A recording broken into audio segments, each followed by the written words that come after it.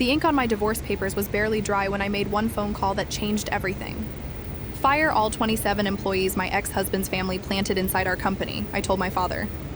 Within hours, security was escorting every one of them out of the building. By sunset, the empire my former mother-in-law had secretly built over 6 years was collapsing, and she was pounding on my front door, demanding I undo everything. She had no idea I already had proof that her family had stolen nearly $4 million from mine.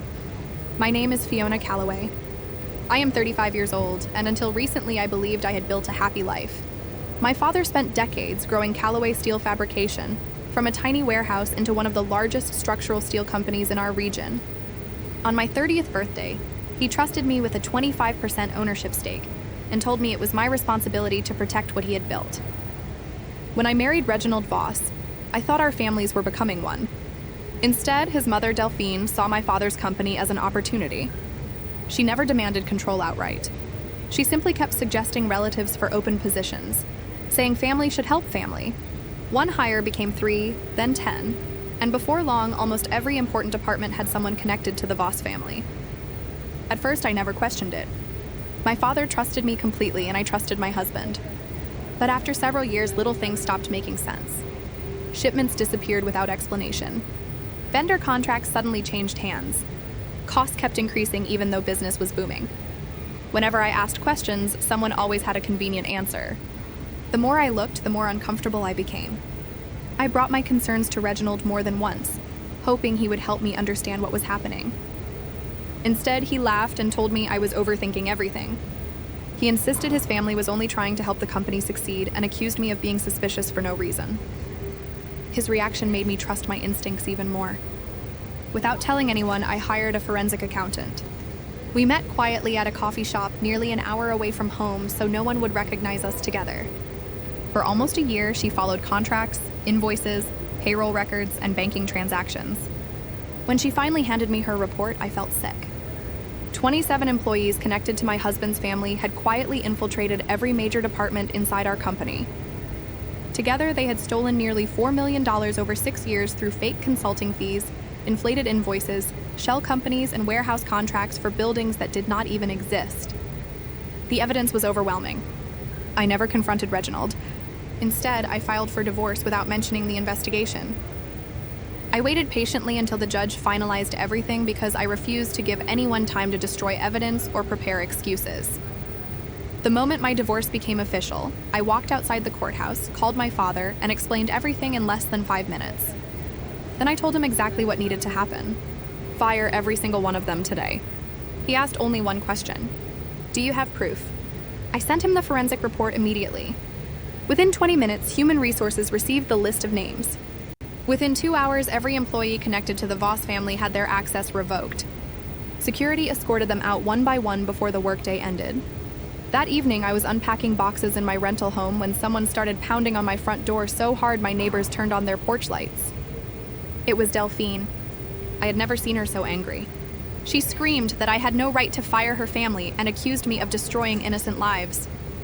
She claimed those employees had helped build my father's company and demanded I reverse every termination immediately.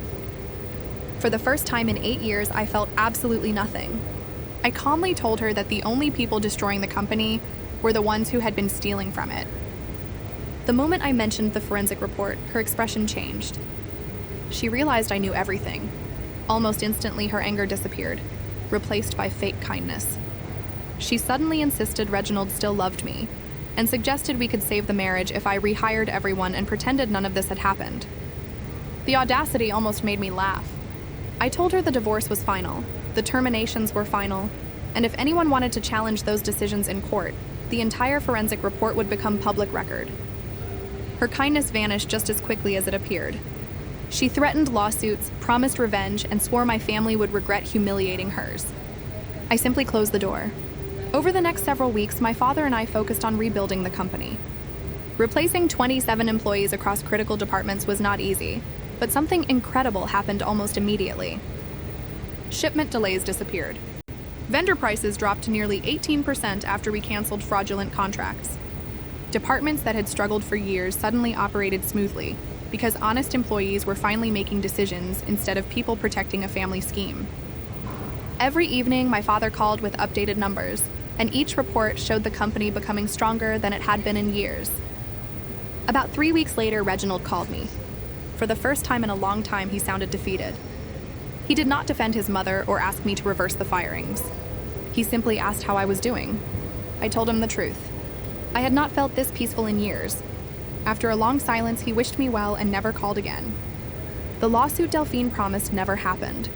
Once her attorney reviewed the evidence, he reportedly warned her that taking us to court could expose everyone involved to fraud investigations. The threats disappeared overnight. Several of the former employees quietly left the state within months. The shell company used to bill us for fake warehouse space was dissolved before the end of the year, leaving behind little more than paperwork and unanswered questions. Although we had enough evidence to pursue criminal charges, my father chose not to.